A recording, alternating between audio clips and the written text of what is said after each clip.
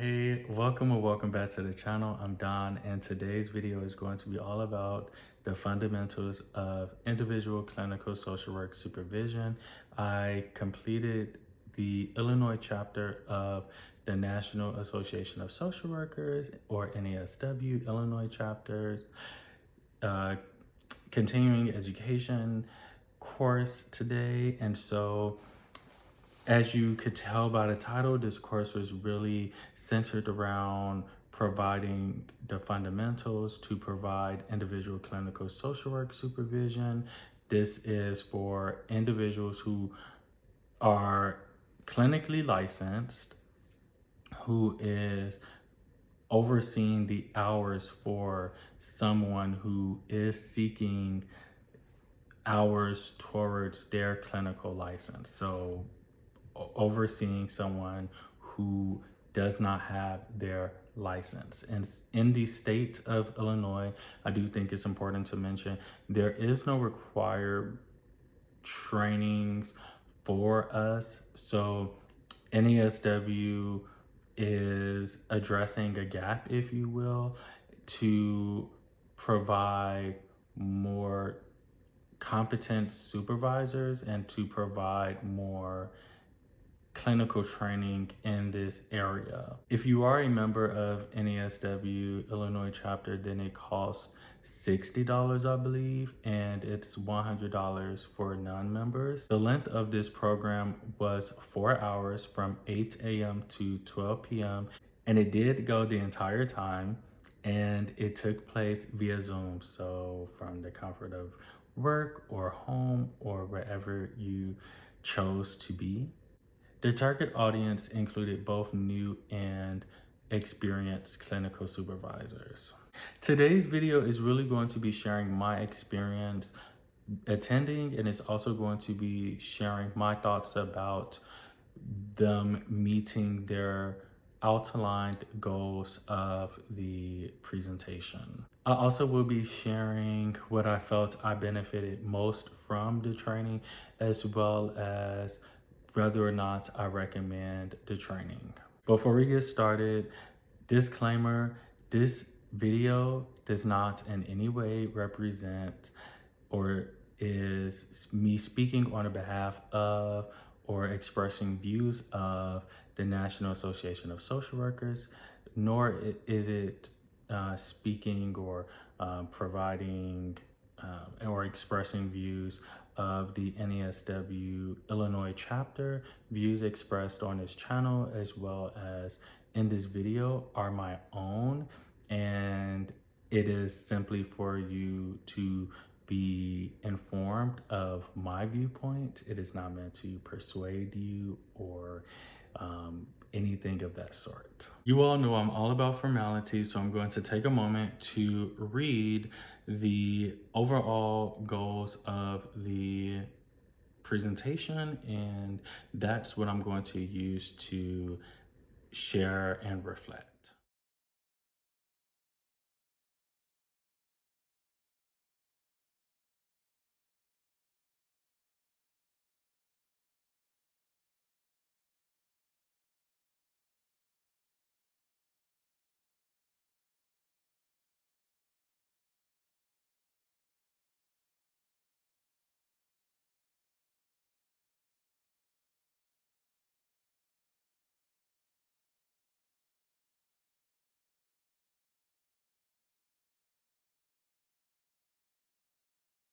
My main benefit for attending this was to be added to the Illinois chapters of NASW's supervisor registry, which is made available to individuals who are seeking clinical supervision that may not be covered through their job, or maybe they want secondary supervision. To begin, I want to start by sharing that I'm not actually sharing content from the event, because I do believe in protecting intellectual property. So I recognize and honor that this is intellectual property, where I don't have consent to share or things like that. But since the information is public that I read to you, then I can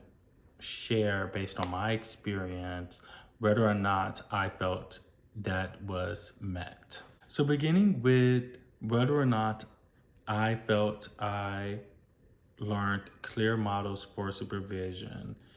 Yes, I do feel as though they provided clear models for clinical supervision. I can say that, did I expect for there to be maybe more or specific administrative or clinical supervisory terms? Yes, but they did definitely provide it, so I can't say that they didn't. And I do feel as though, wow, it didn't necessarily meet the amount, like, oh, I was expecting to learn about 10 approaches. It doesn't mean that it wasn't sufficient. There just may not be that many. And so I definitely think that they did a great job of providing approaches as well as providing resources that's available for clinical supervision that we could utilize to add to our practice. I definitely believe I was able to learn how to utilize these approaches to complete the complex supervisory tasks and feel prepared to implement them in a way that feels sincere and authentic.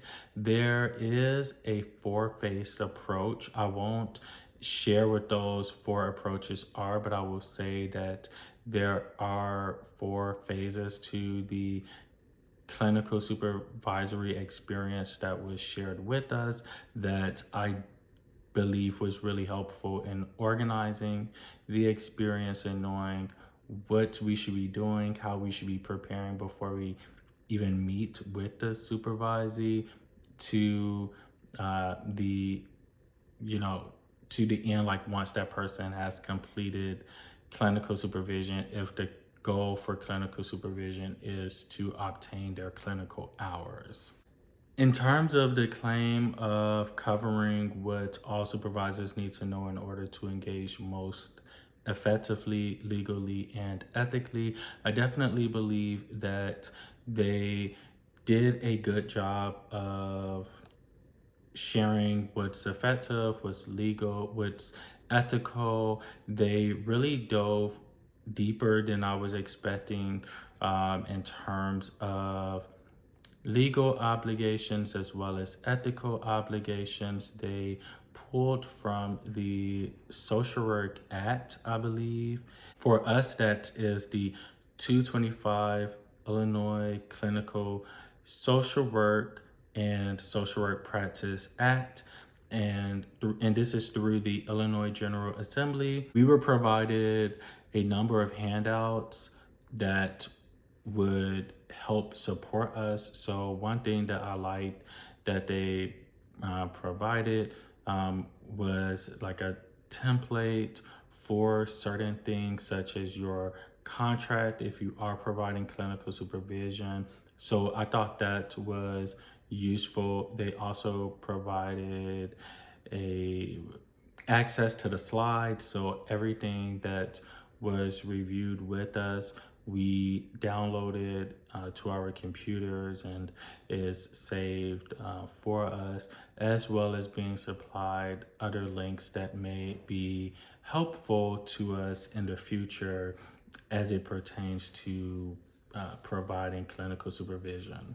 There was a lot of didactics throughout, so our instructor did an excellent job of really teaching. I thought that she provided a lot of clarity, and I also liked her humility in being able to say when she didn't have an answer to something. She didn't try to stumble her way into a subpar answer. She just named a thing and expressed the limitation.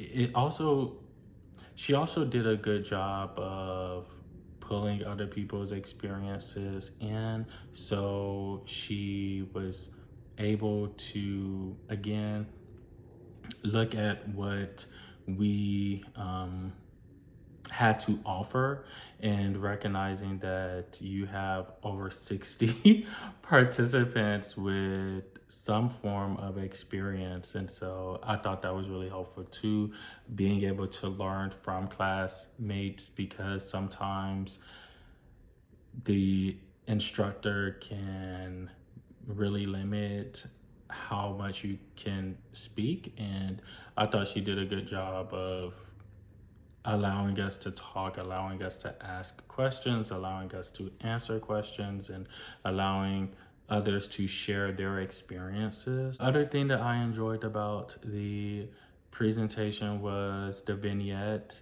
There were one or two vignettes, but I really enjoyed the vignettes and just being able to see how other people conceptualize cases and what they found were most important to address first, versus like what one could come back to later.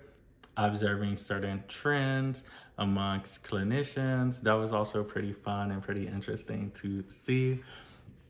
I also particularly enjoyed being able to hear about what people have done in real life as it pertained to being in those situations on the spot. And it was also nice to even hear like myself think through a case and how I would provide supervision. As a therapist, I'm always thinking about, okay, well, I'll do this, this, and this with a patient, but hearing what I would do with a supervisee was really interesting and intriguing, and I learned a lot about myself as a supervisor in those exercises. In terms of the administrative supervisory goal of learning how to facilitate highly effective service to clients and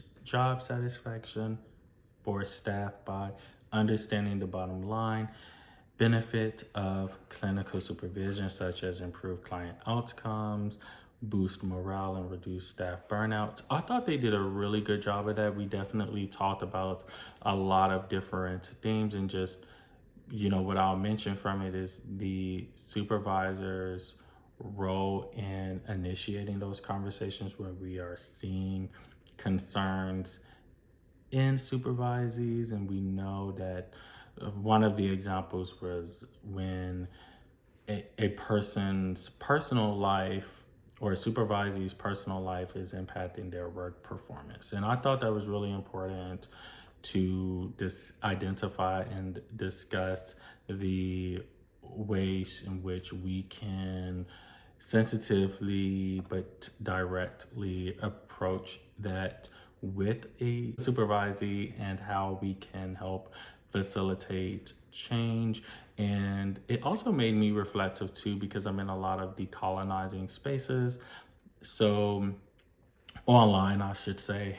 So I was thinking from that lens of like, okay, what's being shared that's a form of decolonization, like decolonizing clinical supervision, and like what's something that's maybe colonized that you should receive some pushback. And so I thought that was really good to witness too. Something worth mentioning included like the questions maybe I asked during the event. Of course, I know I can't share like details about the event to honor intellectual property, but I can share. One question I asked about was documentation. So we know how to document for we know how to document for our patients, but how do we document for our supervisees? And so they have a template. They provided us a template for that, as well as just the overarching steps or components of documenting that you'd like to include, and ethical considerations you'd like to take within this. And so I thought that was really nice to receive that information. One question that I had, as well as another fellow supervisor, was the whether or not there was a particular system, like online system, that's specifically for supervision to document on employees, and none of us knew of any. So if you know of one, please feel free to drop a comment down below. But it's one thing that someone shared. I think they shared that using Google Docs, either using Google Docs or Google Drive, the paid version, is HIPAA compliant, and so they utilize that in their practice. The other question I asked was about the supervisor's role in training and teaching their supervisee their job, like whatever aspect of social work they're in, teaching them that craft. So if someone is in clinical social work, how much responsibility is it of mine to teach them evidence-based practices and various treatment modalities? Or if I'm in medical social work, I guess that would be like discharge planning and case management, and if I'm in schools, IEPs and 504 plans and crisis intervention, etc., etc., etc. I think you all get the point. So I was asking about that, and in short, I believe the answer given was, it was with many answers is like it depends, but I do remember her saying that I was kind of answering my own question, and that like the important thing is remaining focused on like what the job is and providing them that supervision there, versus like all areas of social work, and also encouraging and supporting them in their own professional development outside of the institution or what have you.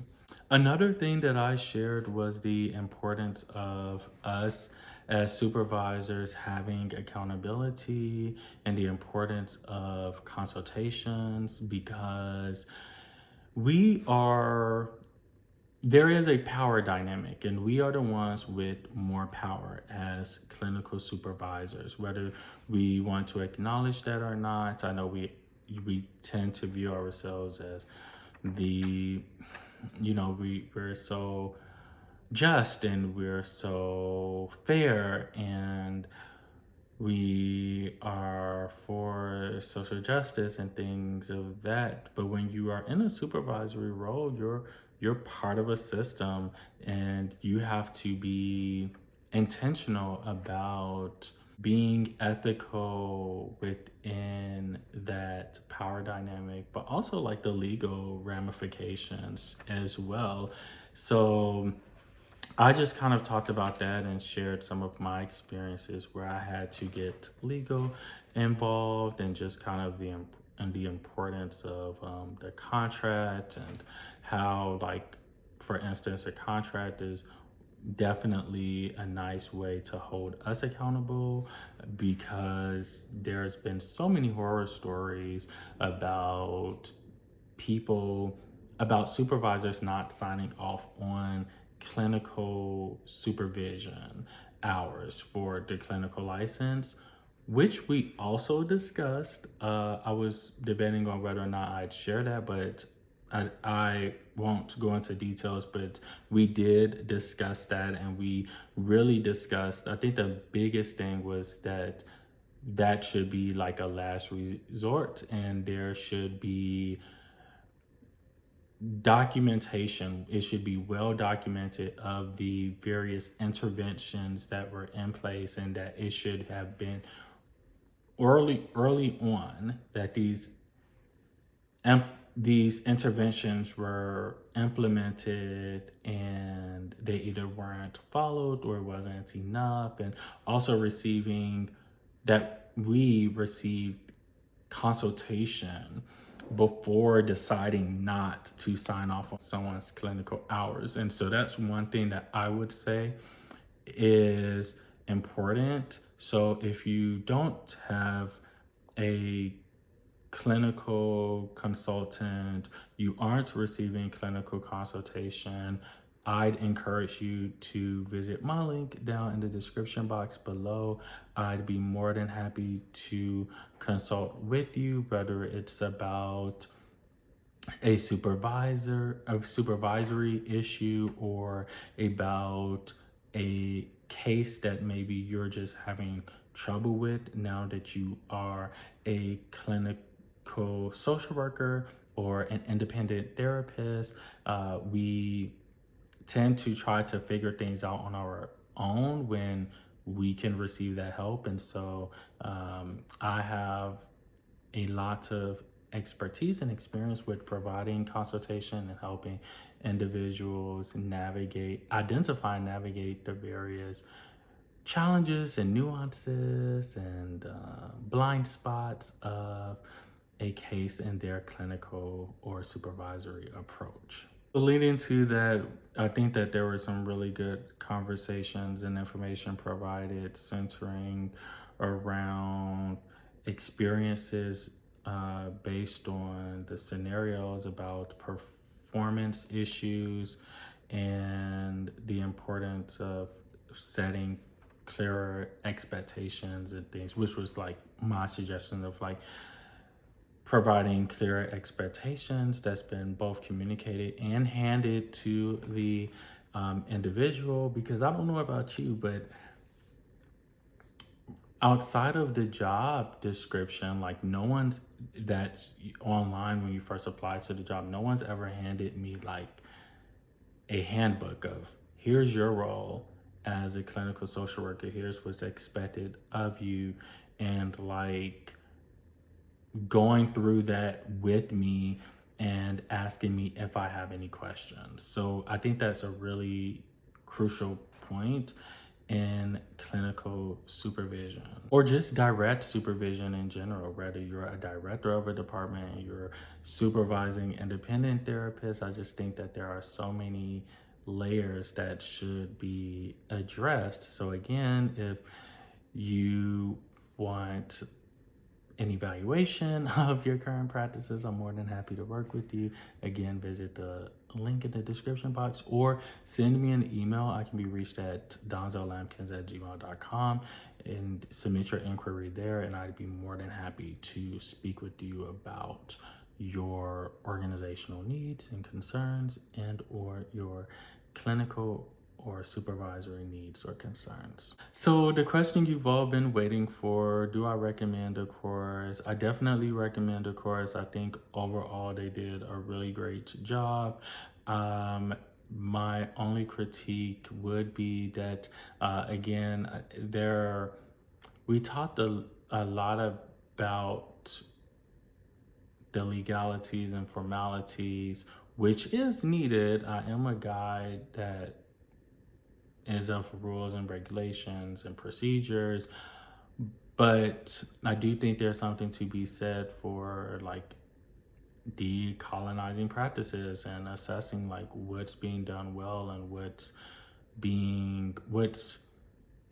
done well and like what are areas of improvement. And so I do believe that is something that's essential and should be discussed more. So, but in all honesty, I think that the presenter did an excellent job. I will mention her name if you made it this far in the video, since that is public information. Overall, I do recommend the course Fundamentals of Individual Clinical Social Work Supervision that was presented by Natalie K.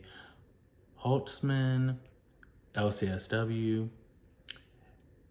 She did an excellent job. as mentioned in the previous part of the video. And yeah, I felt comfortable enough sharing her name, since if you go to NASW Illinois chapter's website, like, her name is there, so that's public knowledge. But again, I took the course September 22nd, 2022. So I am actually really fortunate to have gotten in, because the course is highly sought after, more sought after than I thought it would be. I think there were between 50 and 60 participants, and I want to say the next one is sold out. So clearly there's a desire for this. We're recognizing a need. And so I'd encourage you to seek out trainings in your state. If you're in Illinois, definitely reach out. Or even if you're not in Illinois, you can always contact your state's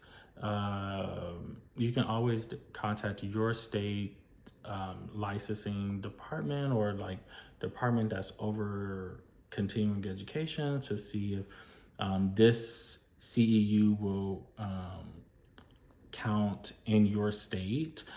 There are some reciprocities for CEUs in other states, so you can inquire about that. So if you like this video, please give it a thumbs up, and if you have any questions, please leave it down in the comment section below. Thank you all so much for watching, and until I see you next time, be you, be great.